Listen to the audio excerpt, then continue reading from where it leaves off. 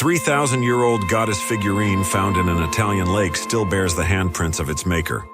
Archaeologists think the figurine was a homemade representation of an ancient goddess. A 3,000-year-old clay figurine thought to portray an ancient goddess has been discovered in a volcanic lake in central Italy. Archaeologists think the object was a votive figurine that was probably crafted so prayers could be directed to it.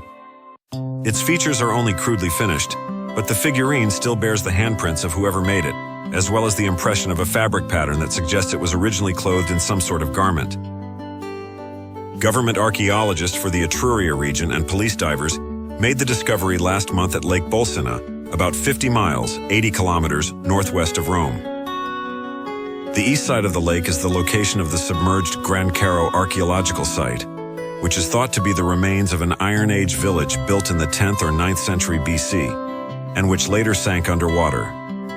The clay figurine, which measures about 6 inches, 15 centimeters long, was found in the ruins of a residence at the sunken site, and archaeologists think it was related to a domestic ritual.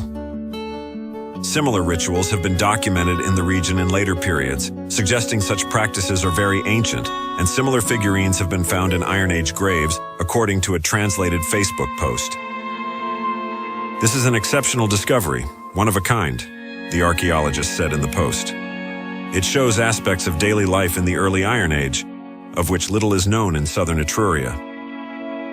Submerged village geologists have established that Lake Bolsena formed between 600,000 and 200,000 years ago during eruptions of the underlying Vulcini volcano. Roman records indicate the volcano was active as recently as 104 BC, and scientists now think the ancient village was submerged when the eastern shore sank amid seismic activity. According to archaeologists, the sunken village containing the newfound figurine was probably built by people from the Villanovan culture, an early stage of the Etruscan civilization that preceded the founding of Rome. The thousands of artifacts found there since the 1960s include pieces of wood, household objects, jewelry, and pieces of pottery, and studies of the village's layout suggest how the Iron Age society there was organized. The Gran Caro site is now being developed under the National Recovery and Resilience Plan, which includes the creation of an underwater path for visitors, according to the Facebook post.